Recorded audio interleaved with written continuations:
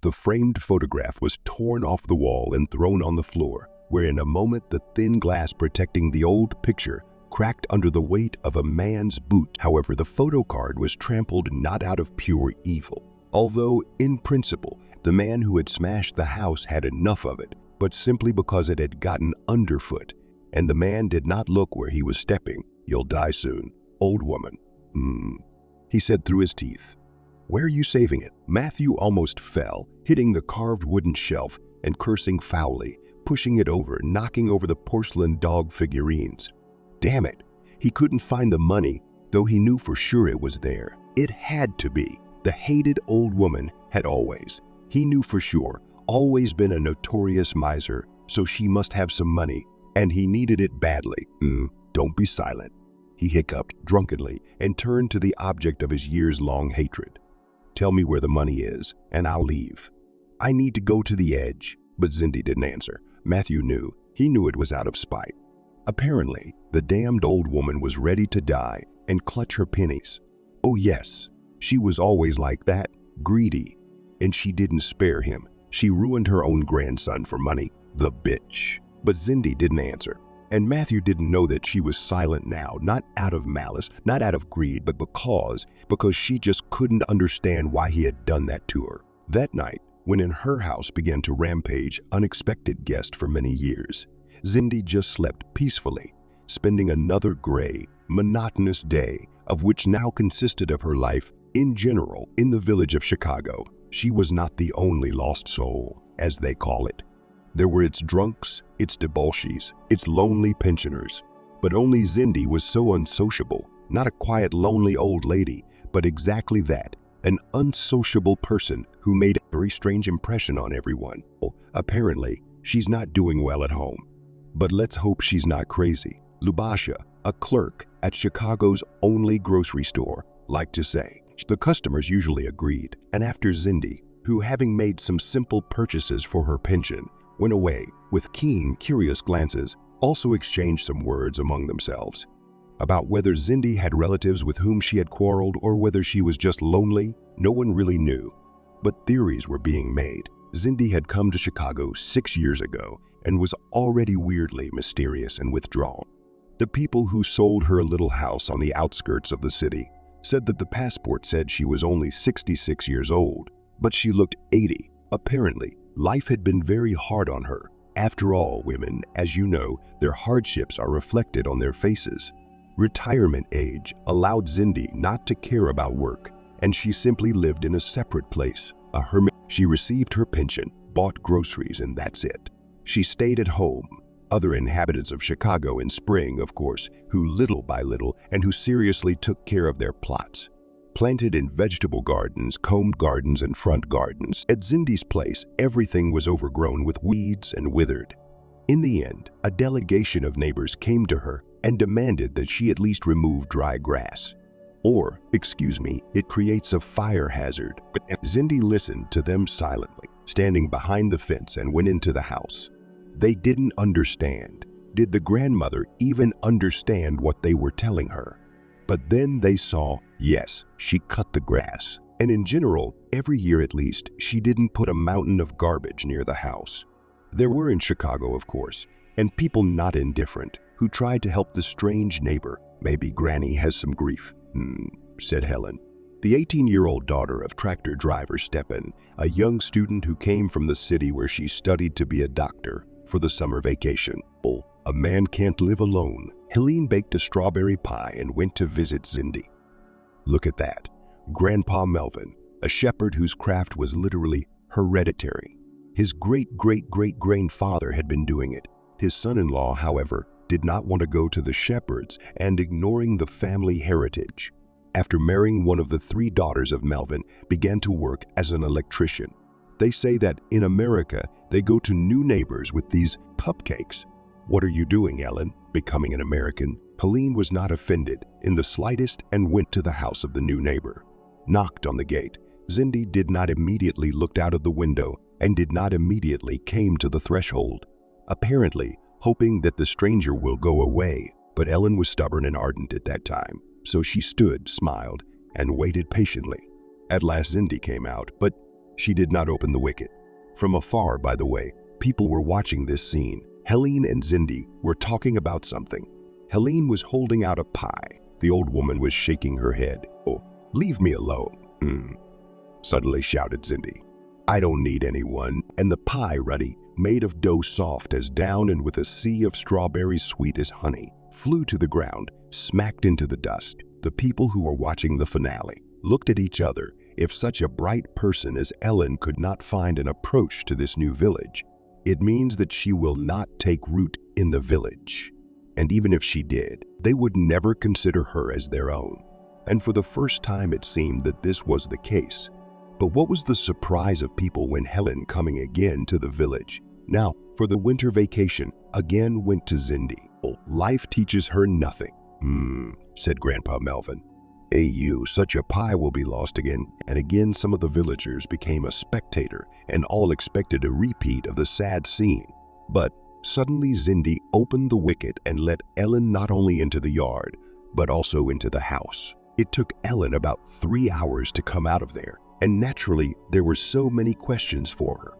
But she refused to satisfy the curiosity of Stripples. There are people with a difficult fate. "Don't harass Cindy, please. She's not a bad person." That's all we got from Helene. No interesting, scandalous details, no gossip, no details, just a disappointment for the curious. And so it was from then on Ellen. When she came to visit her father, she always visited the unsociable neighbor. She was the only one Cindy would let in. Ellen came to visit with gifts and, judging by the mountains of garbage, every time did not spare her hands and back, tidying up someone else's house. Chicago residents shook their heads. What a pure soul, Ellen. She grew up an orphan. Her mother drowned when she was 12, and since then Ellen has been in charge of the family. Because her father, well, drunk with grief man, sometimes he'd dry out, go to work, swear he wouldn't drink another drop, and then again snapped. And not only he, as they call it, under the eye of Ellen was, but also a brother, Andrew, 5 years younger than her, and a sister, El, 7 years younger than her. Ellen planned to get a job as a doctor here in her native village. In the city she lived, of course, in a dormitory, and it is not known how she had time, but she worked even in the city and sent money to her family. And without this material support, it was clear to everyone the family would be quite poor. And so the time flew. Ellen, as planned, returned to Chicago and became a paramedic, and continued to be the head of her complicated family a day before the night before that night, when Cindy's world, though so gray, monotonous, dreary, but still, at least some quiet, familiar world turned upside down with the return of her grandson.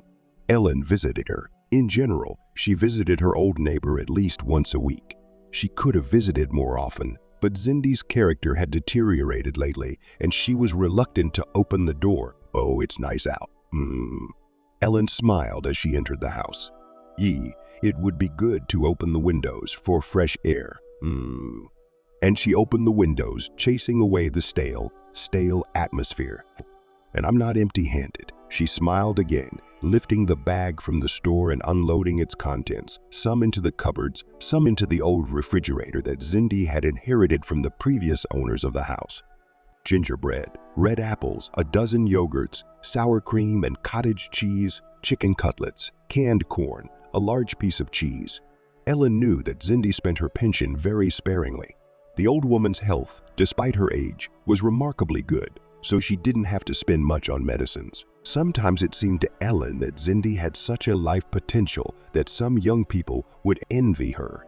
But only there was something in the depths of her essence, psyche, and maybe even soul that did not allow her to use it. Grandma Cindy walked heavily, slowly and hunched over, as if an unbearable weight was pushing her to the ground. Ellen never tired of reminding her neighbor about the need to eat well, but she stubbornly bought the minimum: bread and meat scraps, bones, and a little vegetables, potatoes and carrots. Ellen could not get money from her grandmother to buy her normal food, so she had to buy supplies for her sometimes with a spice of guilt. After all, she was taking from her family.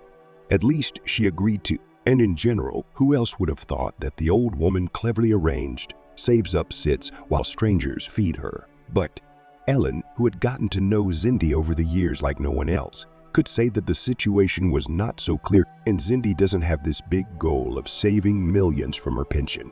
Not at all. It's just that it's as if she had once set a different goal, to lead a life as quiet and inconspicuous as possible, denying herself everything, dressing in rags as if deprivation were her obligatory punishment for some sins of her youth. To Cindy's past, Ellen had naturally taken an interest over the years, but she had not learned much, and at the same time she had learned enough to raise 1,000 more questions. And if all this became public knowledge, that is, the people of Chicago, it would certainly give rise to 1,000,000 of the most incredible gossip. Here, for instance, was the photo album. He and Cindy sometimes looked at it, but almost always in silence. Grandmother would just sit and look at the pictures together with her guest, run her dry, twisted fingers over some of them with arthritis, and drop only rare words. Among these pictures were black and white, and Helene guessed that they were of the Cindy family, all dressed in the fashion of the 50s, an ordinary Soviet family. And here, daring girls, and the years are clearly the 70s. This Cindy must be a student. Here, and a tall building in the background, exactly a university of some kind. And here is Cindy, but she is older, about 30 years old. She's wearing a snow-white dress. She's a bride. The photo was taken in a restaurant, obviously very expensive for its era, and the people, guests it seemed, belonged to the elite. Next to the groom stood another man, by the look of it, an exact copy of him, only younger, and Ellen, linking her assumptions with the words that Cindy dropped, realized that this was her husband's son, that is, her stepson. The photos from a later time were amazing. Here Cindy had clearly been abroad, Paris, London, China, America. It looked like they had traveled a lot, and yes, Ellen could have sworn, at this period of her life, Cindy had blossomed, but not a single picture of her pregnant or with a baby, a child. Ellen tried asking about whether Cindy's grandmother, had children, but then, when she asked such an imprudent question, almost a terrible thing happened. Cindy suddenly froze, and then she slammed the album shut, threw it against the wall, and howled and wept. She wailed that she was alone in the world. She was a damned soul. Don't touch her, please. Why should she be like this? Why did she lose everything, and why didn't she just die? Helene was afraid her grandmother might be crazy, but she calmed her down, gave her some drops for her heart, sat her down and wrapped her up warmly. Cindy fell into silence again, and Helene, almost crying herself, apologized for having asked tactless questions and promised that it would not happen again, and she kept her word. After all, she thought the old woman probably had no children of her own, and if she had any, they probably didn't love her at all, and she lived here in the village alone. But of course the thought crept into Helen's head that maybe there were children and grandchildren, and she should find them and call them to order, tell them that they had moral obligations to their elderly relative, whatever relations there were between them. But in the end, Helene didn't do it, and what could be recognized through the photo album, the oddities, the mysteries in Cindy, were not limited. Thus, in her house, there were quite a few books in French and English, from which Helen made the assumption that Cindy had a good profession in her youth. After putting the groceries away, Helene approached Cindy, who was sitting looking out of the window. "Why don't you go for a walk? It's nice on the river, the wind is blowing fresh. In the forest, by the way, all the birds have already arrived singing, it's so nice." Cindy looked up at Helen with pale blue eyes, which had acquired a strange, cloudy, transparent color with age, and said nothing. Ellen cleaned up her house a little. She made sure there were clean linens in her grandmother's closet. Well, all right, she said in an exaggeratedly cheerful tone, because there was nothing to be happy about. "I'm going. I'll come back later, okay? Don't miss." Ellen couldn't imagine how Cindy hadn't gone crazy from loneliness. Maybe it was her books that saved her. Sits and reads sometimes, without glasses, by the way. Cindy had excellent eyesight at her age. On the way home, Ellen, as she often did, looked at the winding, silvery ribbon of the river. The views in the vicinity of Chicago were fascinating, and more than once Ellen caught herself thinking that all this beauty is so invigorating, helps to distract from the worries of everyday life, relieves stress. In general, no psychotherapist is needed when you live in such a place. Her own house was getting closer, and as she approached it, Ellen unconsciously slowed down. It wasn't that she didn't want to go back there, but it was getting harder and harder to be at home lately. In general, Ellen had nothing to reproach herself for. She had not abandoned her brother, sister, and father, had not fled to the city in search of personal happiness and profit when she turned 18, but had come back and helped the brother. Andrew has already grown quite big and went to study at vocational school, decided to become an automobile mechanic. Mel was just finishing school this year. Ellen wrinkled her nose as if from a toothache. No, there was no way to realize her sister's dream of a fancy dress for the prom. She just didn't have the money. If only Mel believed in it and not capricious, not whining and reproaching. However, Helene did not expect much gratitude from her relatives. The fact that they were much accustomed to take her care as a matter of course was already accustomed. But how hard it was sometimes. Sighing, Ellen finally opened the door to her home. Quiet, so noisy sister walks with friends at the weekend again. Probably went to the river. From the kitchen, which is the main and large room, came the quiet grumble of the radio. My father liked to listen to it, and for some reason, he listened to it when he was drunk. Oh, Dad, have you had breakfast? I left some potatoes in the pot, and there's some baked chicken in the refrigerator, Ellen said, kicking off her shoes and putting on her comfortable slippers. Her father, Jeremy, was sitting at the table, staring into his glass. He was hiccuping and seemed to be dropping tears again. Ellen clenched her teeth. Don't start remembering her mother. There was nothing wrong with the memories themselves, of course. But the bad thing was that afterward Jeremiah usually decided to fix something in the household. And what he did, he broke, but there was nothing to be done about it.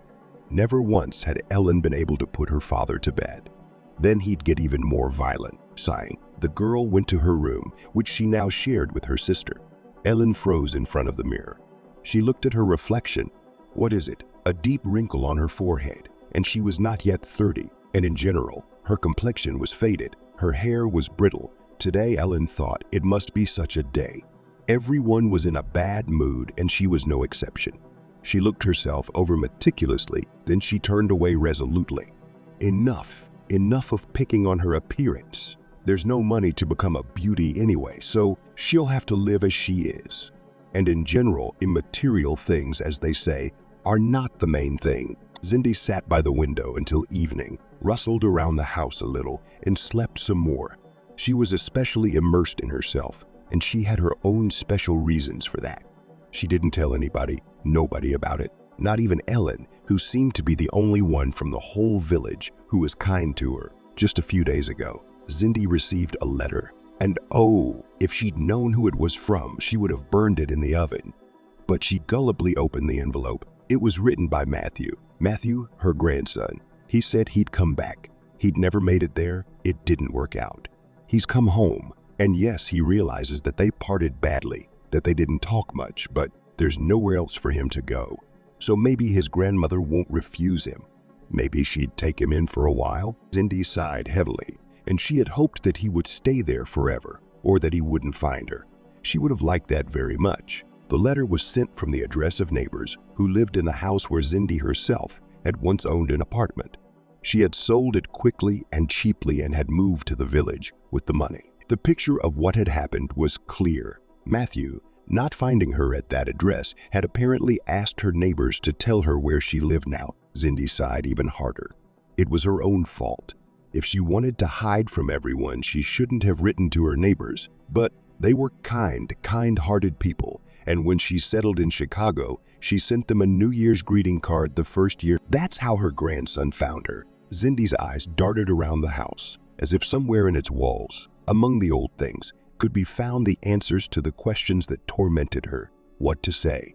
One could, of course, say that he shouldn't come, but Cindy swallowed hard and almost howled at the rising feelings, the stupefying, drying sense of guilt, because it was definitely her fault that her grandson had grown up to be such a lost man, unable to make a normal life for himself. Cindy decided that she would probably agree.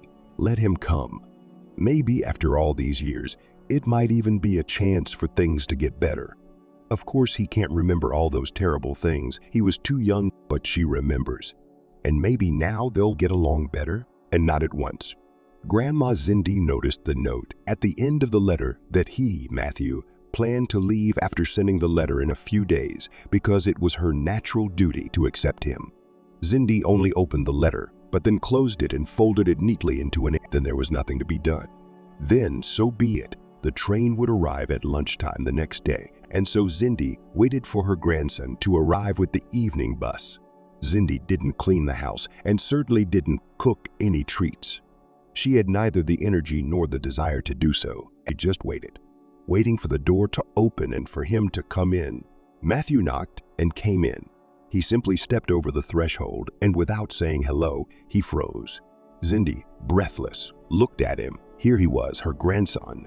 Here he was, the last person connecting her with the past, a living reminder of what she had done, how she had stained her conscience and soul. And at that time, when everything had just begun, he thought that she was a lucky girl, a pamper of fate, who gets to pick the ripest, sweetest fruits from its branches. But no one had warned her that the fruit was full of sweetness and poison. Zindi was from a simple family in which, as they say, no one grabs stars from the sky. But from her early youth, she dreamed of a very different life. That things, cosmetics, foreign, so that people not just respected for some labor achievements, but also recognized its exclusivity. By the way, over the daughter kindly laughed and also said that not to be conceited too much, or life will show where her place. But Zindi didn't listen to any word, and when in high school, it turned out that she had a great ability in foreign languages. She decided what she wanted to become. She realized that a brilliant knowledge of one or two languages could open desirable doors for her. And then, said and done, Zindi went to university and studied to become a translator. Naturally, closer to graduation, the student, the most capable among her classmates, slowly acquired the necessary connections. And one day she was introduced to a man. His name was Vin, and he was in the trade and with foreign countries. And he, as fate would have it, needed a translator. Some of Zindi's acquaintances joked that she had jumped at her chance like a piranha and that she was scared of her ambition. But Zindi didn't listen to anyone, and she was really hungry for much more than the ordinary circumstances of life were ready to offer her. Vin was unmarried when they met. He was a widower, a single father with a grown-up son, and Zindi was young, sweet, she knew how to be affectionate. And soon the wedding took place. It would seem, here it is, happiness, but soon it turned out that Zindi was infertile. What a blow it was for her. Don't be upset. Her husband consoled her. We already have it. Purely technically, it was so. There was a stepson. His name was Igor, but practically, Zindi began to feel that fate had laughed at her cruelly. Much later, looking back, she thought that it was because she couldn't become a mother herself that she started treating Igor and his wife so badly, who were expecting a child, who was to be Zindi's first grandchild. They named him Matthew. Meanwhile, the world was undergoing great change. The 90s had arrived. Vin, adjusting to the new reality, went into business, and at first it seemed that he was a lucky man. He signed important contracts. His family could afford to buy a house on the south coast of France, and then the black streak began. First, Vin, his son and daughter-in-law were killed in a car accident. Actually, Matthew was also supposed to go with him that day, but the boy was cranky and Vin refused to take him with him as a punishment, and they were supposed to go to the amusement park in the city. After some business, Zindi was left with an 8-year-old boy in her arms and, as it soon turned out, a lot of debt. She was receiving visits from the bank, and worse, from some private individuals to whom Vin, as it turned out, owed astronomical sums. Zindi didn't know what to do, but then she found a way out. There's someone who can help, one of the creditors said to her in a low voice, and explained something strange. There's someone who can solve any problem, just absolutely any problem. But I have no money, paintings, antique furniture. You sighed Zindi.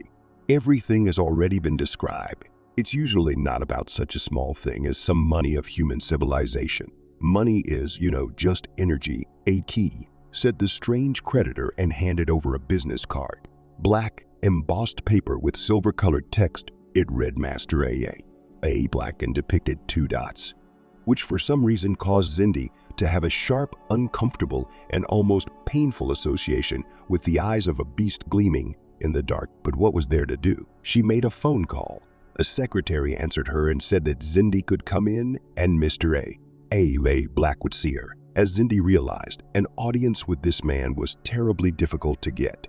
But thanks to the business card as an individual invitation by acquaintance, everything was possible. The mysterious A. Black, at first glance, seemed to Cindy the most ordinary, simple-looking man, about 50 years old, balding with a potbelly and even uneven yellowish teeth. In general, he did not look like a powerful millionaire who could own a mansion, or rather, even the whole castle, where she came with her grandson. Such were the conditions of the audience. But once this man started to move, to speak, it was like a flash of magnetism, charisma, inner infectious power. Alex Black was a brilliant orator, psychologist, and manipulator. But Cindy hadn't realized that for a long time. He sympathized with her losses and said that she was left with not only debts and nightmares, but also numerous business connections of her deceased husband. And this is worth a lot. I don't think a child should be bored with adult business talk, Alex said as an older boy entered the office. He was a pretty blond boy with glasses. Alex introduced him as his son, Hector, and suggested that the children could go and play in the garden where, in addition, their table with all sorts of treats had already been set up for them. The conversation flowed on, and much later looking back, Cindy thought about what it was. Very strange. It was like hypnosis, he said. He said he would help her, that everything would be fine, and she even cried in his office with gratitude and relief. There was a savior for her. Then Cindy left with Matthew and a substantial amount of cash. Mr. Black said he would need some time to deal with her questions and problems. And then the truth about the price came out. It just so happened that Matthew had stayed overnight at the castle several times at Mr. Black's invitation, and it never occurred to Cindy that that was a bit odd. She reasoned that Mr. Black was just a very kind-hearted man, and his son had his own personal mini-zoo, carousel, all kinds of entertainment, and my grandson had become his friend. So what was wrong with letting the boys socialize more? Only no matter how much Cindy wanted to get away from her grandson, to whom, by the way, she had no particularly warm feelings, but she could not help noticing the changes in Matthew's behavior. He became suddenly withdrawn, silent. He ate badly, and at night he woke up with nightmares. He sometimes threw tantrums about how he would never return to Black Manor, and then he would go there with the obedience, the doom of a slaughtered victim. Cindy was getting help. True, things were still bad for her, but Black had promised that things would be better soon. And Cindy preferred to turn a blind eye to Matthew's strange visits to other people's homes. Then, one day Alex said it would be good for Cindy to get away and paid for her vacation in the Swiss Alps. And naturally, he said, the boy could and should, just absolutely should, stay with him. I don't, Matthew said quietly when she announced her plans to him. I don't want to. You don't, said Cindy. I thought you and Hector were friends. I don't know, Matthew frowned. EA protects me, but they're taking me and the other kids away anyway. What? Cindy didn't know what he was talking about. What other children? Who are they? Where are they taking them? Matthew, speaking heavily, as if he had to overcome a barrier to do so, told her that there were other children in the manor, but no one could see them, and that they are treated there, and they are taught, they learn strange things, and that some evil scientists come to them. Are you stupid? Cindy shouted at him when Matthew got to the part of the story where Mr. Black, dressed as a black goat, beat a drum and demanded that his son strike a man tied to a stoned altar with a sword. Don't you dare make that up. Alex helped us, you'd be in an orphanage, and I'd be homeless if it wasn't for him. You disgusting, ungrateful little boy. Shut your lying mouth and listen to me, you bastard. At the last word, Cindy slapped Matthew on the face, so hard that he fell on the carpet, crying. The boy looked up at her, and oh, what a look. It gave Cindy a chill. He'd never called her grandma. Cindy didn't want to, because it supposedly gave away her age. But never before had Matthew mentioned that she was his father's stepmother. Cindy went to the resort after all, and had a wonderful time. Well, she tried to have a wonderful time without thinking about how her obnoxious grandson was doing, and then, suddenly, the police showed up at the resort, and she said something scary. And when Cindy opened the newspapers and turned on the TV, there was a story about it too. Turns out Alex Black had been arrested. It turned out that he was the head of a certain sect, which included many wealthy, influential people. Through mystical rites, Alex pledged to ensure their prosperity and all success, the protection of business. But, as the authorities said, in reality, he was only a skillful manipulator and even hypnotizer. He pulled money from the members of the sect and did all sorts of abominations. He did not hesitate to involve even children, from whom he seemed to create some perfect weapon for the future. Now Alex was captured, his accounts were frozen, and all his property. In general, it became clear to Cindy that she had lost her powerful patron. "What about my grandson?" she asked, afraid of hearing the worst. "Oh, Black intended to poison him," one of the detectives said. "Just like his own son," added the second detective. Cindy was shocked, and she was also afraid of the accusations that her grandson had suspected something, that he had said such things, and that she had ignored him, that because of the substance he had taken, the boy would have partial amnesia about the last few months he had been at Black's estate, and that he would have problems with his heart, liver, spleen. In general, Matthew had become, as they say, an invalid without 5 minutes. Cindy was shocked, and she was also afraid of accusations. After all, her grandson suspected something, he told such things, and she ignored him, and so Cindy was greatly relieved when she learned that Matthew had indeed forgotten everything. What did he remember? Well, he'd only talked about the subject of his time on the estate with the police, and he'd refused to talk to her, and in general, he kept a cold and detached demeanor with her.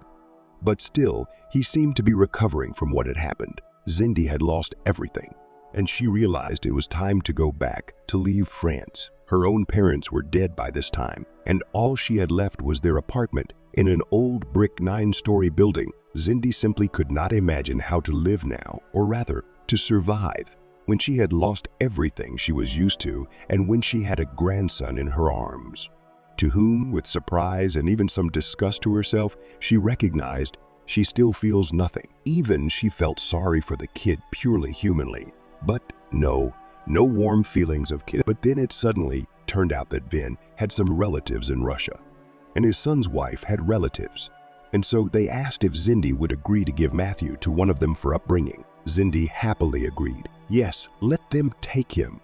She had done enough already.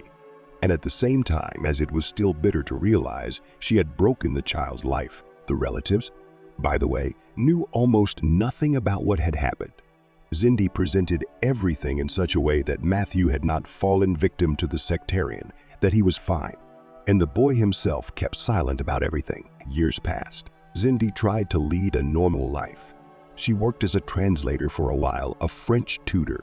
And it was strange, but it was as if Black's curse had come true, assuring that the adepts who left him would be forever unsuccessful. Cindy was barely scraping together enough money to make a decent living. And with each passing year, the feeling grew stronger that there, in France, she had left not only her conscience, in fact, she had closed her eyes to everything that was happening, but also a part of her soul, and that now she was forever damned. Time flew by.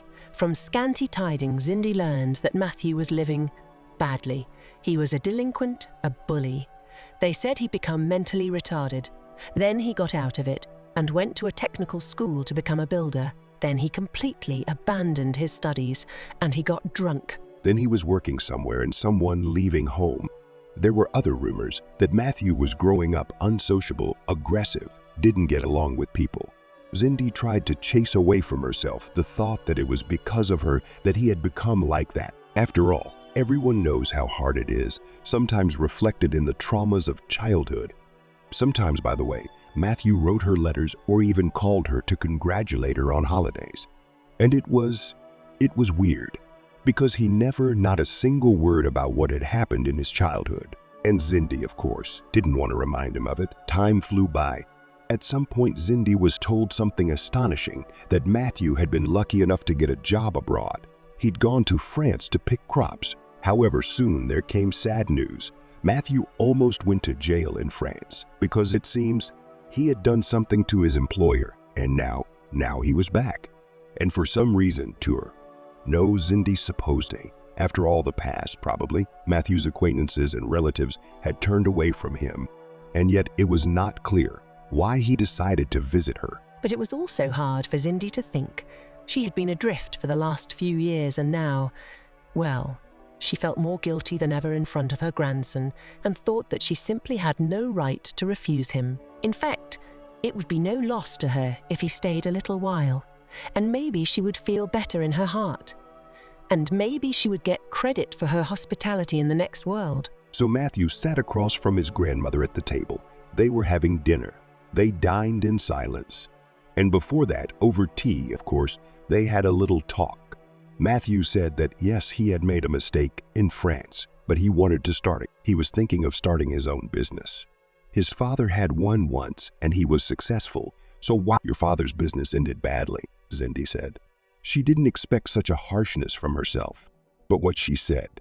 And then she made a bed for her grandson on the sofa, and they went to sleep. Cindy, Matthew called her about an hour later after they had gone to bed and sat down on the... He was still in his clothes, by the way. Or, are you asleep? Oh, I'm awake.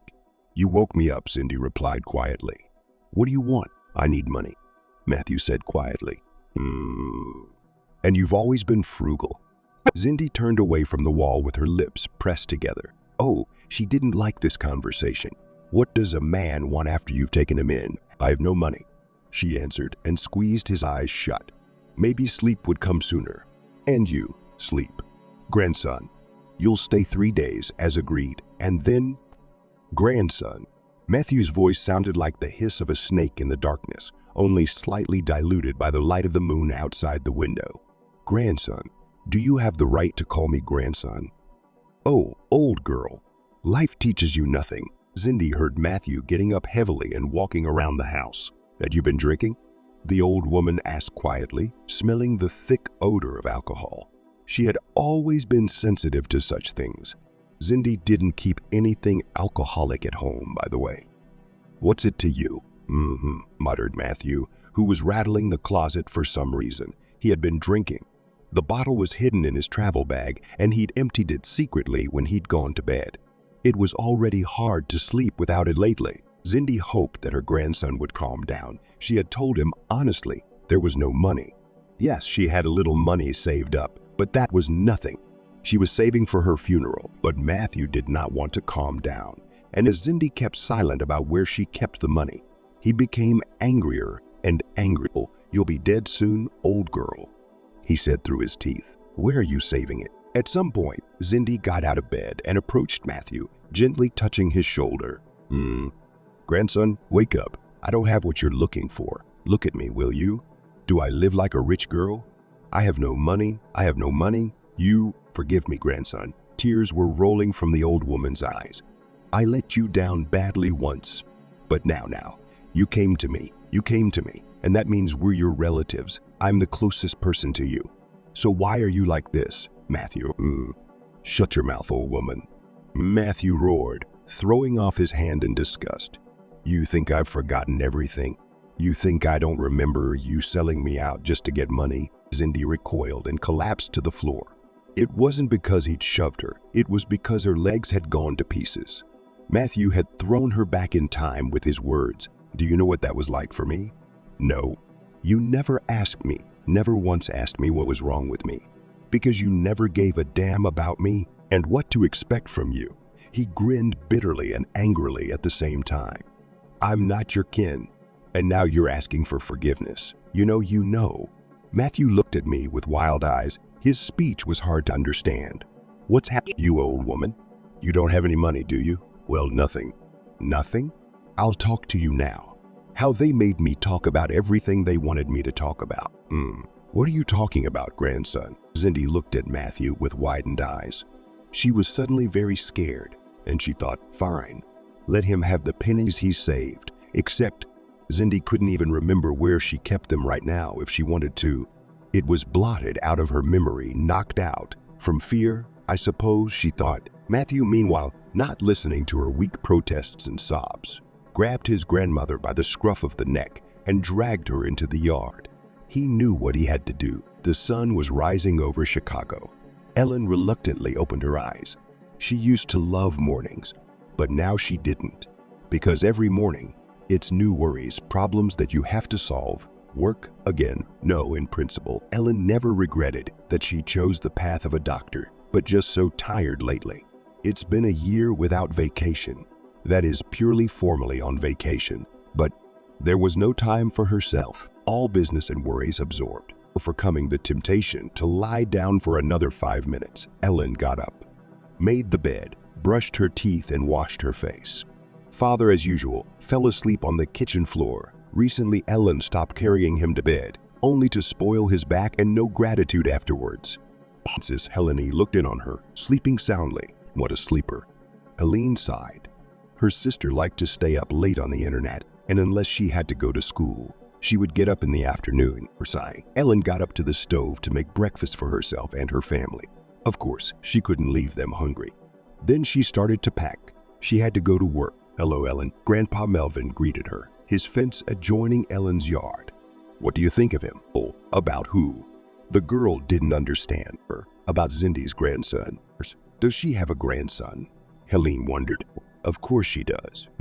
Melvin nodded with great pleasure from his own person, who was the first to know everything. I came to her house late in the evening. I was coming home from the pasture. My Mirka, the goat you see, was going to graze unauthorized at night. So I was looking for her and bringing her home, and I saw a man standing at the gate of Cindy, just like a criminal. So I stopped and asked, "Who are you?" And he told me he was her grandson. Well, that's how it is. It was a shocking news for Ellen, because Cindy had never mentioned such a relative before. Helene sighed. Before going to work, now she had to visit Cindy's grandmother. Oh, Cindy. Ellen called out to her neighbor for the umpteenth time, standing outside the gate. No, in general, it happened that she was silent and stayed at home, not giving, as they say, signs of existence. But now something was bothering Ellen, so sighing, she tried to push the gate, as usual, not locked on the hook. Cindy had long ago stopped locking the yard, saying there was nothing to steal in the yard anyway. Grandma Cindy, are you home? It's Ellen, B. The girl knocked on the window and peered through the glass and the curtain. And then she frowned. The sun was shining so that she couldn't see very well, but it looked like a terrible mess inside. Nah, Cindy. It's Ellen. She walked around the house, went up on the porch and knocked firmly on the door. If the grandson came to visit, then at least he should open the door. And then Helene noticed that the front door was not locked either, and that was strange, because Cindy was used to locking it. With a bad feeling, Ellen pushed the door open and entered the hall. In the nose immediately struck the characteristic smell of booze. It is Ellen over the years, while fruitlessly struggling with his father's alcoholism, learned to recognize instantly. A moment later, the source of the odor was revealed. A man snoring sprawled on the floor. Helene rounded her eyes. He had made such a mess here. He had overturned everything, broken dishes, scattered photos and things. She knew such violent people. And her own father, 5 years ago, when he got drunk, he began to be disorderly. And only recently, he began to behave differently. When he got drunk, he became quiet and only occasionally became violent. But it was not the state of the house that worried Ellen most of all, but the absence of Mama Cindy. Hey, you. She bent down and poked the stranger in the shoulder with her palm. Hey, wake up. Where's Grandma Cindy? But the man didn't wake up, only scratched his side and snored even more, letting out a string of saliva from his mouth.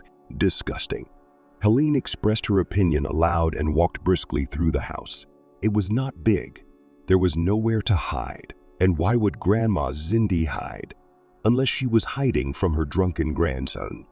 Why did you let him in? Sighed Helene. She had already looked in the closet just in case, and even in the cellar. But the old woman was nowhere to be found. Sighing even harder, Ellen went out into the yard and started calling for the old woman again. What's wrong? Melvin looked out from behind the fence leading to the abandoned vegetable garden. Ellen briefly outlined the situation. So maybe it was in the barn. Scratched the back of his head. When I was a kid and my father was drinking, I used to escape in the barn with my mother. I remember we'd bury ourselves in the hay and sit quiet as mice. I didn't find them usually. Maybe. EU. Ellen replied and went to the barn. It was an abandoned outhouse, ready to collapse into boards and rubble at any moment. As she entered the cool, musty gloom of the barn, Ellen looked around in confusion. Where could an old person hide? She was about to go out, but then she heard a strange sound. Helene froze and listened. Was it just her imagination? But then the sound came again. It was a quiet, full of agony moan. It came from somewhere to the side and muffled, as if from behind an eye. Grandma Zindi. Helene called out with a hysterical note in her voice. Oh, how she did not like everything that was happening. Ellen looked around, not realizing where the sound was coming from. And then her eyes fell on a low chest, or rather a box. It was not very big at all, and on it was piled all sorts of junk.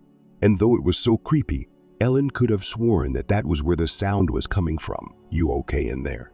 Did you find it?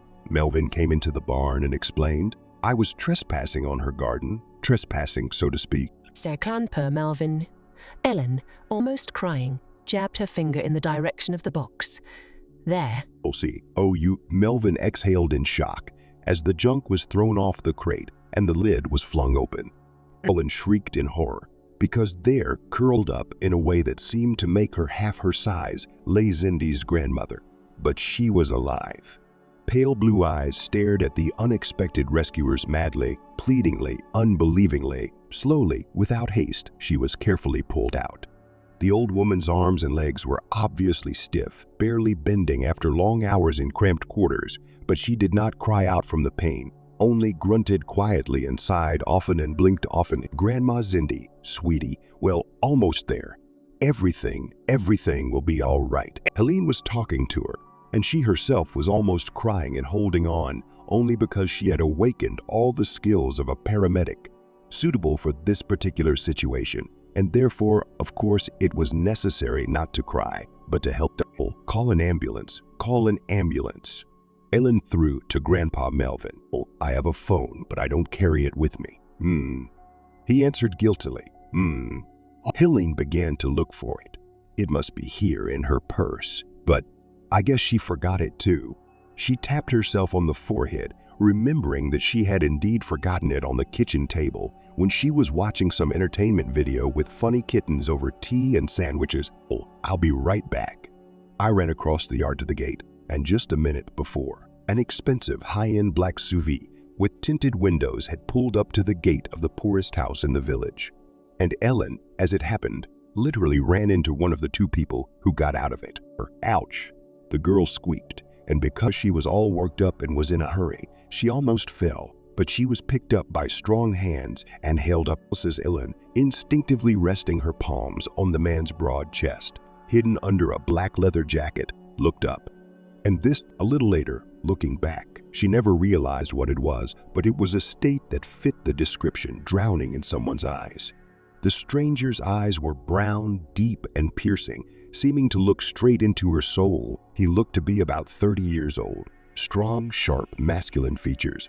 Nose with a slight hump, black, mid-neck curly hair, bronze gold skin. He smelled of some sort of parfum that reminded him of wood, leather, and something spicy. He loosened the gentle embrace before she could say let go, and a slight smile touched his lips, but his gaze was completely serious and even stirred.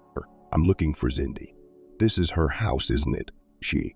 Ellen almost gasped at this contrast, as fear, anger, and panic returned after the numbing relaxation in his hands. Zindi's grandmother is in trouble. We need to call an ambulance. Do you have a phone? What's wrong? The stranger's intonation and his whole self changed. Now it was a man of action, to whom you could entrust all your troubles and problems, not doubting that he would solve them skillfully. Me, Grandfather Melvin. Ellen flew back into the yard, followed by the stranger and his companion, a shaven-headed cabinet in a business suit. Breathing little by little, replied the old man, squatting beside Zindi, who was lying on the ground. Ellen, confused, explained that here, even an ambulance is not necessary to wait. This man will now take them to the hospital. And who is it?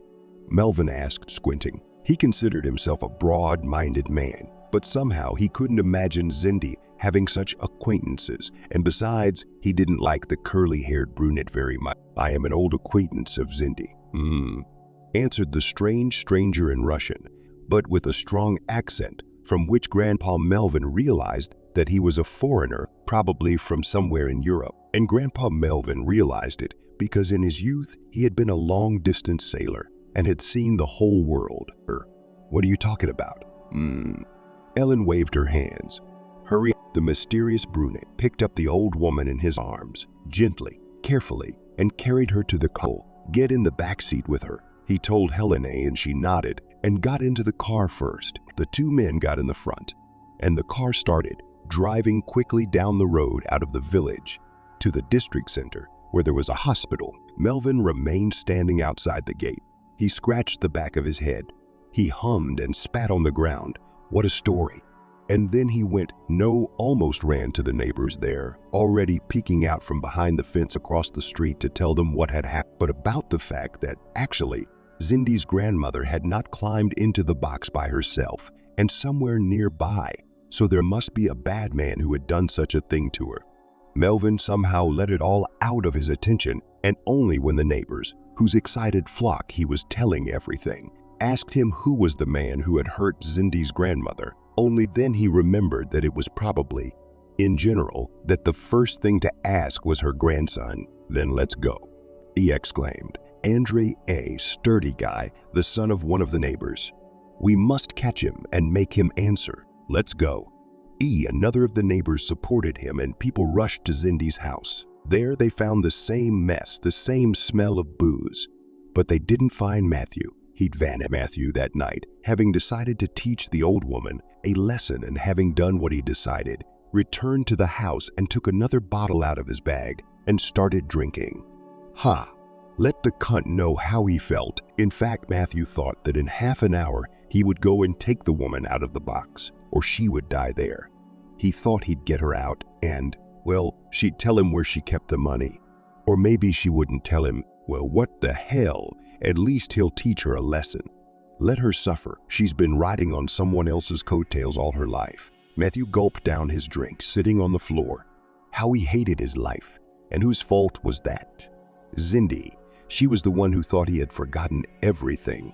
Everyone thought he had forgotten everything, but he hadn't. Not at all. Matthew knew. What had happened to him was imprinted in his brain. It was like being carved into his memory, burned there with a calamine iron, and it would haunt him for the rest of his life. He remembered. He remembered begging his grandmother not to give him to those people. But she laughed, called him a spoiled, naughty boy, and took him there. And what could a little boy do? He couldn't go to the French police. No, at first, he wanted to do so. But Mr. Black and his henchmen explained very clearly to their little victim that they had a lot of money and even more connections, and no one would believe him. And for causing them trouble, he would be punished in such a way. And to be smart, he'd even been shown once what punishment was for those who disobeyed Mr. Black. But in some ways, the doctors had been right. Many of the details of his nightmares at the manor had indeed evaporated from Matthew's memory, but he still remembered too much. He remembered the pills he and Hector had been forced to take. Why? Well, they were told it was for the mind. He remembered how they and the other kids were taken into a dark room and put something on their heads and forced to watch strange movies with no plot and lots of pictures and short scenes. I remembered how they were forced to repeat aloud some numbers and showed strange black and white blots and were told to name the first thing that came into their heads while looking at them. Then, after such studies, Mr. Black, as little Matthew understood at that time, explained to each of the boys that this was all part of a big project and they would become real stars, heroes, and celebrities if they made it to the end. After these sessions, which were conducted by some people in white coats, the guys were fed hearty, delicious food, given gifts, and then let them go home. Why is he doing all this? Matthew once asked Hector when the boys were walking in the garden and stopped by a pond with lilies. Does he really want to save the world? No, answered Hector. He wants to save himself. Oh, I feel sick, Matthew admitted. I don't want to see or hear anything else. You're weak. Hector looked at him very carefully. You shouldn't be like that. You're small, you don't understand anything yet. But it's science. I don't need science. Matthew exclaimed and stomped his foot. I don't want it. All right, Hector smiled and patted his buddy on the shoulder. Hey, I'll talk to your father, so he doesn't torture you too much. And it was amazing. But after that conversation, Matthew was actually treated a little more gently, but he was still scared and unpleasant and disgusting. Matthew remembered something else too, something that had happened just before it was over and the police mentioned. Then Matthew thought, by the way, that perhaps he hadn't been able to bribe everyone, and he would have been glad. But he had no strength to be glad, for he was exhausted by this strange science. And so just before the day of liberation, Mr. Black gathered the guests. There was a great reception. There were children from the estate. Not all of them, but just a few, including Matthew. Then, when the reception was over by nightfall, almost all the guests had departed. Those who remained, dressed in their black and scarlet robes, went down to the basement. Oh, how Matthew dreaded this place. The other boys had told him that it was a real medieval catacomb with living skeletons, giant rats and ghosts. Matthew remembered the events of that night in fragments. The flames of hundreds, maybe thousands of candles were burning. The walls of the dungeon reflect the hum of voices singing in a strange language, and Matthew knows it is Latin, a stone altar. A statue of some creature, it looks like a goat and a man at the same time. He remembered being held by his shoulders and told to watch and fear nothing. He remembered Mr. Black announcing that of all the students, his son was the best. Hector was handed a weapon and told to go to the altar and punish the man who had planned to betray his father. No, don't do it, whispered Matthew, who in his heart felt that if Hector followed the order, he would be broken. Something in him would change forever and he would lose the friend he had made in this strange and terrible place. And then, unable to bear it all, Matthew suddenly broke free and rushed into one of the dark corridors. He ran and cried, and then he stumbled and fell, lying flat on the cold, damp stone, and roared heartily. He didn't care that he would be punished, that they would lock him up in dark, cramped quarters. He didn't care about the whip. He didn't care anymore, but they took him out of the dungeon and gave him some bitter herbal tea, after which he fell into a deep sleep. The next morning, everyone behaved as if nothing had happened. Breakfast was brought to Matthew's room, as usual. Scones with jam, whipped cream, honey dippings, delicious wheat porridge, and orange juice. Hector dropped by and said that they had put a new swing in the garden and that he was waiting for him there. All in all, it seemed like nothing had happened yesterday. Only Matthew felt as if there was a spring inside him that had been compressed to the limit and was about to be released. And so, without breakfast, he crept through the corridors of the house to Mr. Black's study. Matthew knew perfectly well that he was just a boy. He was no match for this powerful evil, but he also realized that there was something he could do, and he did carefully. As if the thing was capable of biting him, he opened the silver box that stood on the master of the manor's desk. There, on a scarlet velvet backing, lay a ring of black silver with a fancy relief pattern. Matthew took it, clutching it. He imagined what they would do to him if they caught him in the act. But no one entered the study suddenly. Matthew closed the box and hid his handkerchief in his pocket. He was a little boy, but he liked to read detective books for children and had read about such things as fingerprints. So he used a linen handkerchief to open the door to the study and the box. It felt like the ring in his pocket was burning. Matthew jumped out through the open door onto the veranda and down into the garden. He looked around and breathed a sigh of relief that no one had seen him. In the garden, he went to an old spreading oak, and there he put the ring into a crevice, deep and inconspicuous at first sight. Done. And then Matthew jumped up and down on the swing, and he and Hector played happily until lunchtime. And then people burst into the manor, and it was as if everything was over. Mr. Black was arrested, and the boys, including Matthew, were released. Later, when he was in the clinic, he asked a detective about Hector. Was he all right? He said that the boy was fine. He was handed over to his father's distant relatives who would take care of him now. But no, to see the guys will not be allowed, because each of them is an important witness to all this giant nightmare case, and therefore they must be separated for their own safety. And then the detectives, the psychologists talked to Matthew, and he felt absolutely useless because there was so little he could remember. And Matthew himself suspected that the disappearance of memories, such as the faces of Miss Black's guests, had something to do with that bitter herbal tea. And then his grandmother had taken him away, and he'd subdued himself. What else could he do? Matthew was in a strange, devastating indifference. and he didn't care where he was or what was happening to him. Returning with Grandma Cindy, then life in a new family. And oh, it was not a good life. No, Matthew didn't mean to be a naughty boy on purpose. He just felt like an outsider and a spoiled brat. He couldn't help how often he had mood swings and outbursts of anger in which he could start smashing everything around him. Time flew by, Matthew grew up, but it was as if he didn't live, but lived the time allotted in this world, not feeling the taste of life. He had no idea what he wanted to do in life. It was somehow indifferent. He only realized that he had to do something to earn money. Without it, he would be completely lost. He tried to start a relationship with the opposite sex because, as everyone around him said, that's the way it should be. That's the way it should be. But nothing worked. He felt nothing for these women, and they left him easily. You seem like a good man, the last of them, Lillian told him. But you're like an empty person inside. Something's keeping you from living. Sort yourself out and be happy. Only Matthew didn't understand how to figure it out. He didn't have any friends either. So acquaintances, but they were. So not so much, and even sometimes they left him too, saying that it was physically hard to be near him. Your energy is bad, said one of his departed friends named Alex. Probably the weight of the past is weighing you down. You should sort yourself out and let go of the past. Meanwhile, time flew by, and Matthew never really got anywhere. And then things in his life got worse than ever. And it all started with the fact that in the place where he worked, at the packing of all kinds of household chemicals, men started talking about the fact that abroad in the season, you can earn good money harvesting crop. The main thing is to have good health and no bad habits and laziness. Matthew, why don't you come with me? Said a man called Sam. There's an advertisement for a trip to France to pick olives, but it's a bit scary to go alone, you know. Matthew thought about it. France.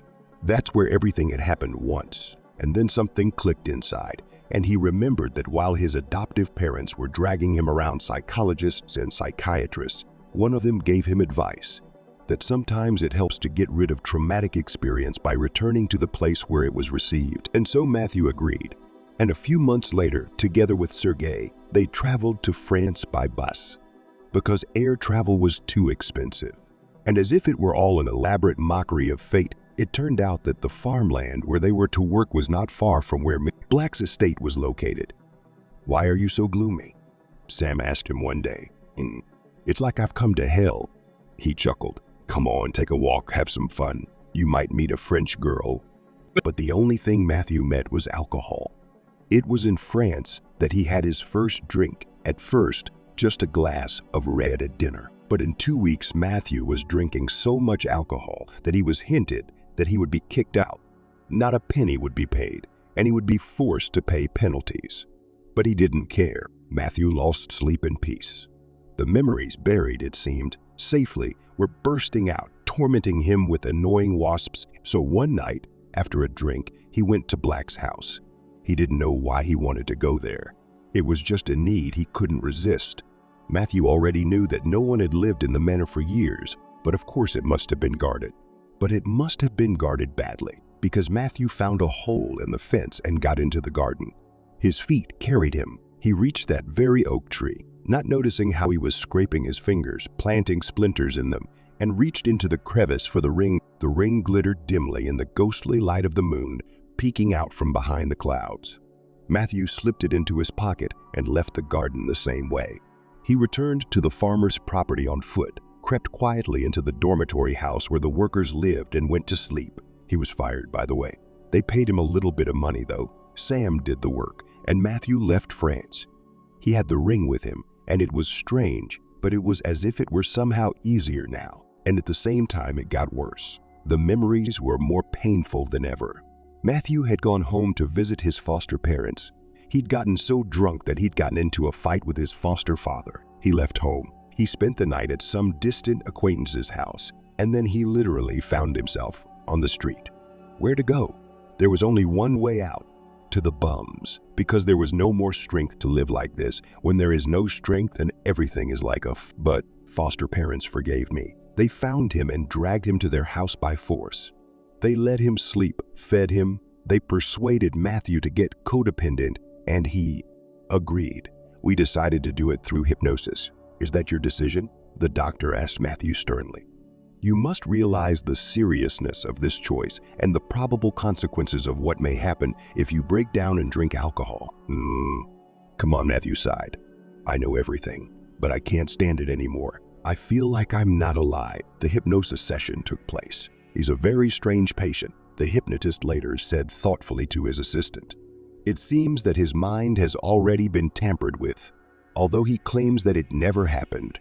A very strange case. After he got coded, Matthew seemed to get better, but he realized more. He is definitely a stranger to the people who raised him. Now Matthew just wanted to leave soon and start his own, independent, separate life. But he also realized that he had to meet someone, Zindi's grandmother. In fact, he wanted to really stay with her for a couple of days and have a quiet talk about everything, a heart-to-heart, as they say, and then move on. Get any kind of job he wanted, as long as they helped him with a place to live. And then, well, whatever life throws at you. But something went wrong on the train. It was that Matthew had a very persistent traveling companion. Don't you have any respect for me? He asked, bulging his eyes and pushing a shot glass to Matthew. I got coded. With a hypnotist. Wow. Shook his head. I was coded too. And what do you know? No. Matthew looked at the alcohol and felt the urge to take a drink. There seemed to be a fire blazing right from the inside, and he needed to douse it right away. His traveling companion told him that he had been coded too, his ex-wife, but he was a free man, so he drank and lived better. It was hard to agree with him. He looked wrinkled and obviously sick, but Matthew suddenly decided that maybe a couple of drops would do him good. And then he had this. What was it? Willpower. He'd just have a drink to get acquainted, that's all. And so it began. The companion got off at one of the stations, but Matthew stayed on. He bought more alcohol. His head was buzzing, humming and spinning with such thoughts, angry and hurtful at the same time. When he arrived at Zindi's, Matthew no longer wanted to talk calmly and heart to heart. He could barely keep himself from saying to the old woman's face everything he thought about how she had ruined his life. And then Matthew suddenly thought that his grandmother must have money. She couldn't have saved up. She'd always been so greedy, and she'd sold him her grandson. Then Matthew drank some more and everything was spinning in his head. How much he hated Zindi. He was angry that she wouldn't tell him where the money was, and then he decided to teach her a lesson. Then really, he wanted to let her out, but here he fell asleep unnoticed. In the morning, Matthew slowly began to come to his senses when he was shaken and scolded by some strange girl. She was so beautiful.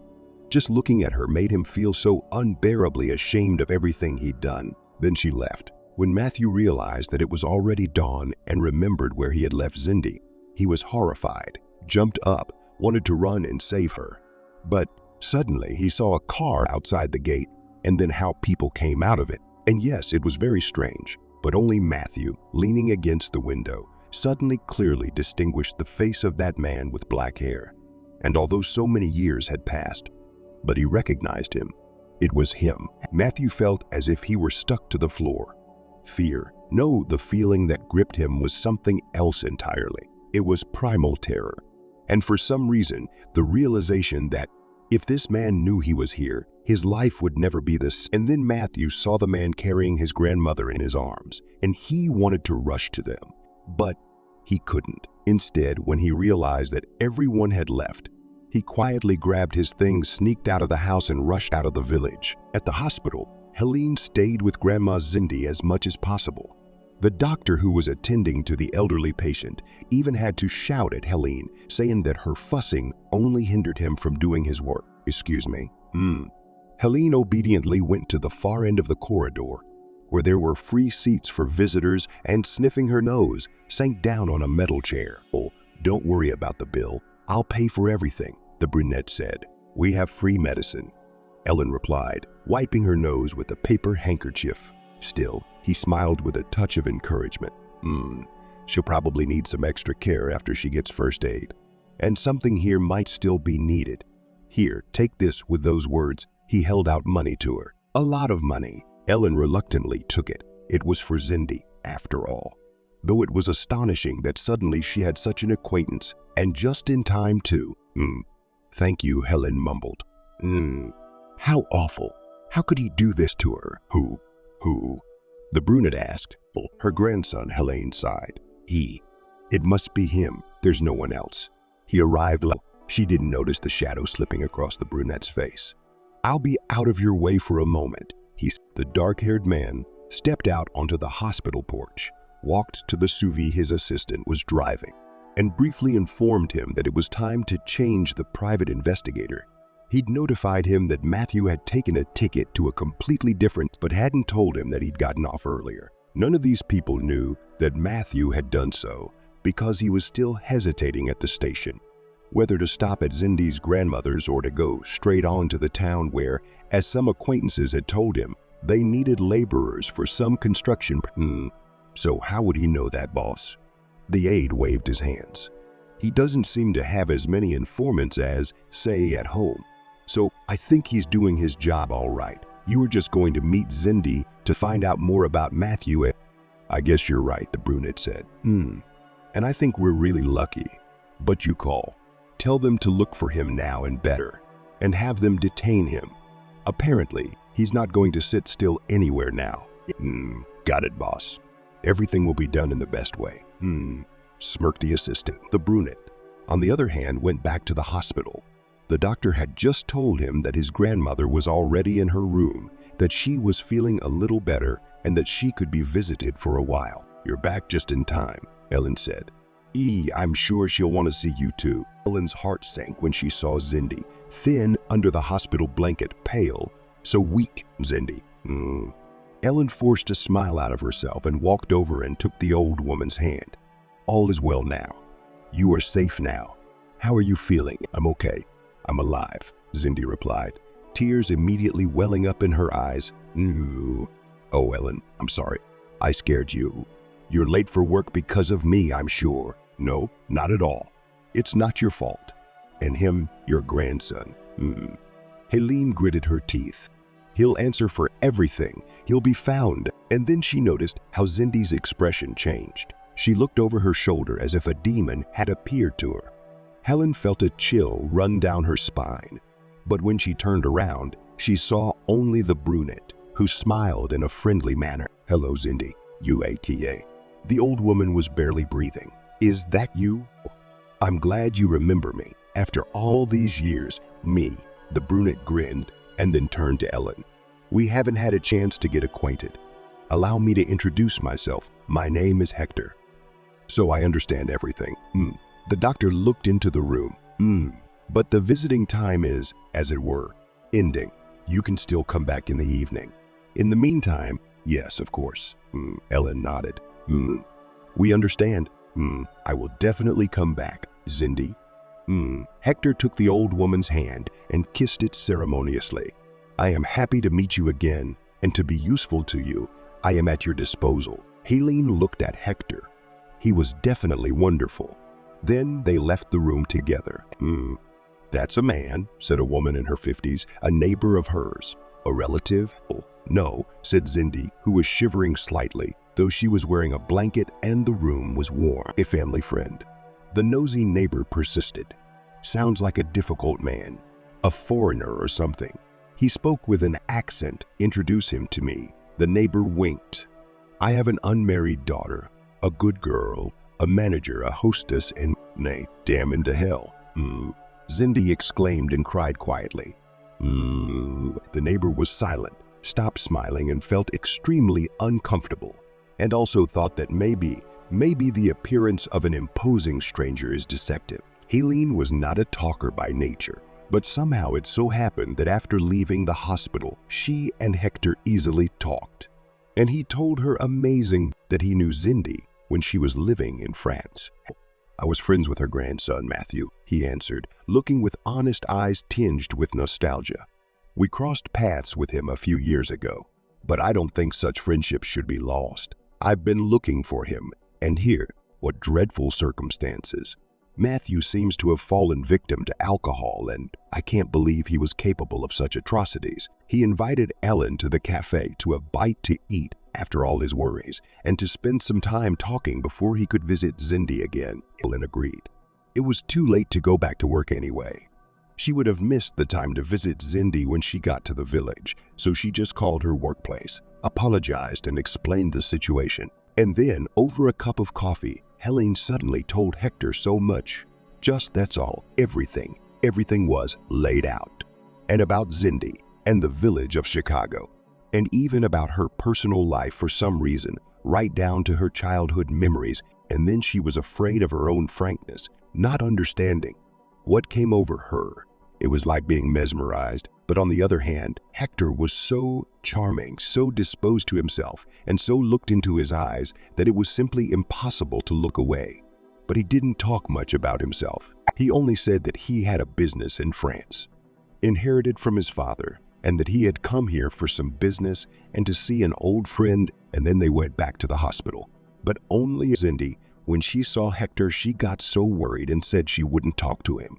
She wouldn't talk to him. She said that she didn't want to talk about the past time, that life was over and it was good that it was over. Cindy kept turning away so that she wouldn't meet Hector's eyes. Well, I'm sorry.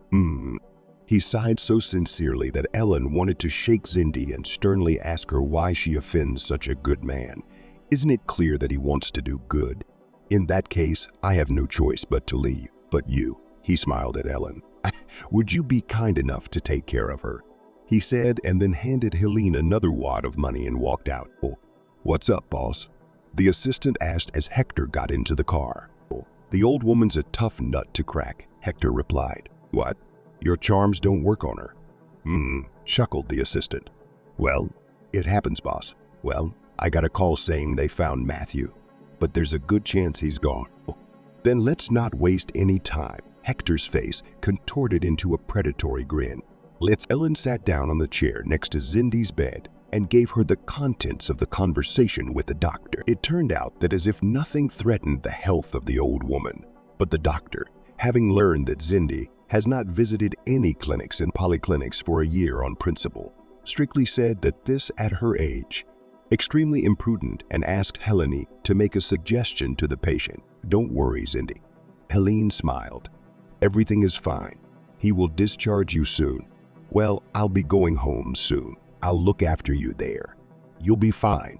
And as for your grandson, we'll take care of him. No, don't do anything to Matthew, said Cindy. And Ellen gasped for air because Cindy suddenly began to say that no, Matthew is not guilty of anything. And it's the damn vodka. But he's a good man, no matter how good he was in the past. Maybe when he was a kid, but now he's an adult and has to take responsibility for his actions. Ellen shook her head. You can't leave it like that, Cindy. You don't know. A few tears rolled down from the old woman's eyes. Ooh, oh girl, you don't know it was me who ruined Matthew. And then this thing showed up. After his own heart, just like his father. Who are you talking about? Ellen frowned. Bob Zinn, you mustn't worry. Let's you take a nap now, rest, and then... No, Cindy clenched Ellen's hand with unexpected force, so much so that it hurt her. I've kept it all inside for so many years, and now I have to tell you. Hey, excuse me, said the neighbor in the room.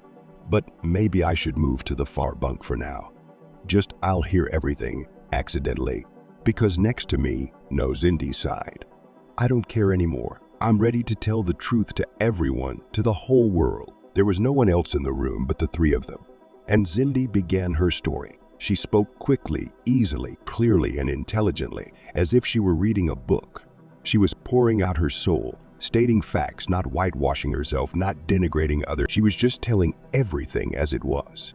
And about her youth and big selfish dreams, and about the marriage that ended in tragedy, and about how she failed to save her grandson, entrusting the child into the hands of a monster, and about how, when she returned home, she tried to forget everything, but it didn't work. Wow, said her roommate when Cindy finished her story. Hollywood rests. Oh, and are you sure that this man, that boy in the past? Ellen asked. Yes, Cindy nodded. Alex Black had an only son. His name was Hector. And that's him. His eyes, I'm starting to forget my own husband's face too, but his eyes, just like his father. Helen, my little girl. The old woman looked at me with a desperate plea. Save my grandson. He must not be the first to find him. All right, Helene agreed. though she couldn't quite understand what she should do now. But she could not refuse Cindy's request, especially when she was in the hospital, and even more so after all the stories she had heard. "Oh, all right, I'll do whatever it takes." Ellen returned to the village in the late afternoon. "Where have you been?" She was met on the doorstep by her disgruntled little sister. "My father and I are sitting hungry." In general, Helene had already gotten used to the fact that it was her duty to cook dinner for the family. And lunch, in general, to run the house. She did not demand much from her father or from her sister, and even felt sorry for Mel. After all, she was a little girl orphaned, and the age is not easy.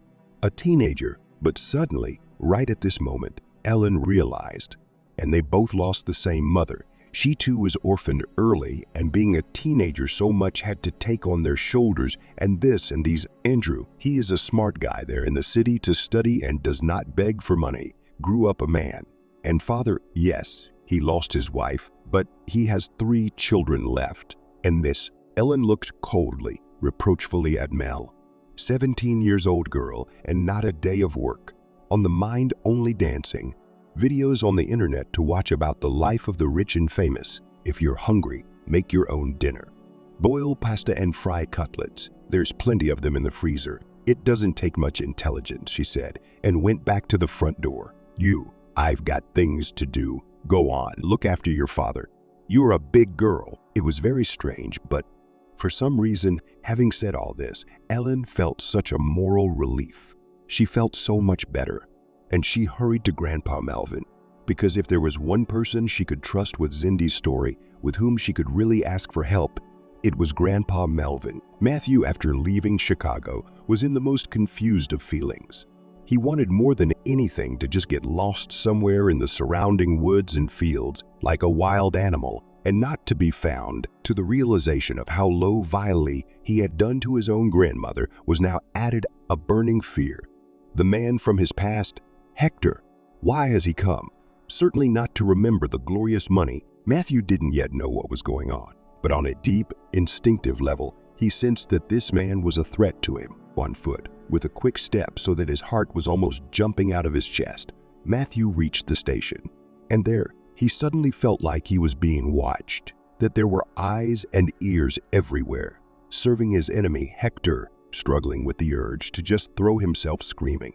Matthew began to slowly move aside. He suddenly thought that the best thing for him to do was to go back to Chicago and let his men capture him, let them punish him for what he had done, and then just let them take him to Cindy, and he could apologize to her for everything. Yes, that's definitely the only thing to do. But no sooner had Matthew left the station in the village neighboring Chicago than he suddenly ran into someone. And then it all happened very quickly. More. Quiet. If you don't want trouble, a stout bald man told him, taking him under his arm in a seemingly polite but tenacious manner. Follow me now and be quiet. A few more moments. Matthew didn't even realize how it happened, but he was numb. He didn't scream, didn't call for help. He was just in shock because he realized that he was being led to the open gut of the SUV where Hector was sitting. "Well, hello," he said, as if to his childhood friend, who was also sitting in the back seat. The bald type sat forward. Matthew opened his mouth and somehow couldn't make a sound. Then he swallowed hard. "What do you want?" he asked in a low voice. "Oh, what a good question." Hector grinned. "I don't know. I don't think we would have ever seen each other if it hadn't been for certain circumstances. You know, I was happy for you when everything happened and my father was arrested. You know, I've always felt especially sorry for you." Matthew couldn't stop staring into Hector's eyes as he spoke, and he knew that he was not being deceitful. The car started and drove off. Hector, meanwhile, continued. He said that yes, he did not share his father's beliefs, but an authoritative parental figure. What could a child do against her? Hector said he was very relieved when it was over, because neither he nor the other kids had to be subjected to nightmarish mind control experiments anymore. "Do you want to know why he did that?" Hector asked, and although Matthew shook his head in a negative, hysterical way, he did say. He said that his father believed that through special techniques of influence on the psyche it was possible to raise someone like future special forces. Who will obey once laid in them programs? True, at the stage when Matthew was involved in this terrible and supposedly scientific experiment, the children were simply suppressed without laying any programs in them. I understand, Hector smiled sympathetically. I had nightmares myself. My father got what he deserved. I was taken care of. And I got my inheritance in due time. Except, there was one thing he owned, and it was but to his ancestors. It was supposed to be inherited by me. But it was gone. No one knew where it could have gone. Our estate. There are too many difficult memories associated with it, Hector continued without haste. But although no one lives there, it is guarded. But unfortunately, there was a breach in the security system, and the cameras detected an intruder entering the house. And this person just started walking around the garden for some reason. Curious, isn't it? And then he took something from a tree, an old oak tree. Unfortunately, it wasn't clear from the video what he took, but my men were able to find out what the man was, and I immediately guessed what he might have taken. The car slowed down. While they had been talking, it had left the station, gone around the village, and was now standing on the riverbank, almost at the cliff. Hector moved closer, looking at Matthew very intently. And then I thought, what a strange coincidence. And I thought we should meet. Matthew was breathing heavily. He was feeling so bad right now, and then he spoke. He told me everything he thought and felt. He remembered how he thought Hector was his friend. And then he couldn't understand how, despite everything his father had done, he still, I wish we'd never met again, Matthew said. You'll never see me again. Hector grinned. Just give me what belongs to me. Why do you even want that ring? I don't know, Matthew answered honestly. I was a kid then, and I don't know, I wanted some kind of revenge. And then I thought that if I took it, it would make it easier to accept the past. And did it? Hector asked me sweetly. No, Matthew answered. Then you want the ring. Within moments, Matthew was out of the car and running toward the cliff, his hand outstretched, the silver ring glinting dimly in the setting sun. If you knew how much I hate you. He spat out angrily with a bitter resentment that came from his childhood. How can you, after all he has done to us, how can you live like this? You're not poor. You're the master of life, aren't you? And you don't have nightmares. And how many kids have their lives ruined? Have you ever thought about that? That wasn't my problem, Hector squinted. He was getting closer, as if the unspoken but clear threat of throwing the ring into the river didn't bother him at all. The victims and their families have received generous compensation from my father's estate. Your grandmother, by the way, was offered one, but she declined. What was I supposed to do? Give up the family business? Suffer for the rest of my life? Yes, my father was wrong, Hector sighed, but my life goes on and I don't intend to let anyone interfere with my— Give it back, Matthew. And why would I do that? Tears were rolling down the man's face. You think you can buy me? Money doesn't interest you, said Hector. But I must tell you a little secret. My father taught me something. There is a special gift passed down through the male line in our family. It would be primitive to call it hypnosis, but things to make it easier for someone like you to understand. Let's call it that. Give me the ring and then I'll help you. You'll make me forget everything. No, and yes, you'll remember a lot of things, but you'll be able to let it go. You'll be able to get on with your life. Also, I'm told you were codependent and started drinking. You know, once you start drinking, you can't stop. You'll drink more and more until the end. But if you give up what's yours to me, I'll help. Matthew was breathing hard. He didn't know what to do. On the one hand, he was tempted to be proud because to spite him. But on the other hand, Matthew suddenly looked at it all from the outside. They had been children then. And maybe if he had been in a similar situation himself, then no matter how monstrous his father was, he wouldn't have been able to disown him completely. Yes, it was wrong all the way around. But Matthew remembered himself, how much he hated Grandma Zindi. And he made a decision. The ring, with one last glint in the setting sun, disappeared into the palm of Hector's hand and then went to his finger of his left hand. Say nothing more. And look me in the eye, Hector said, and put his palms down on Matthew's shoulders and stood directly in front of him. And then he spoke in several languages, including Latin, and the words were like whipping blows that penetrated Matthew's consciousness. Ellen and Grandpa Melvin had tried everything. They went to the train station in Melvin's son-in-law's car. The lady from the cafeteria told them that yes, she had seen a man who looked like Matthew, but he had left in some expensive car. No, it can't be. Ellen was in shock. What can we do? Melvin's hands were spread out. Maybe Cindy is exaggerating. Maybe Hector doesn't want to harm Matthew. Why would he? All right, Helen. You're young. You can search all night long. I'm getting old. I'm going home. Yes.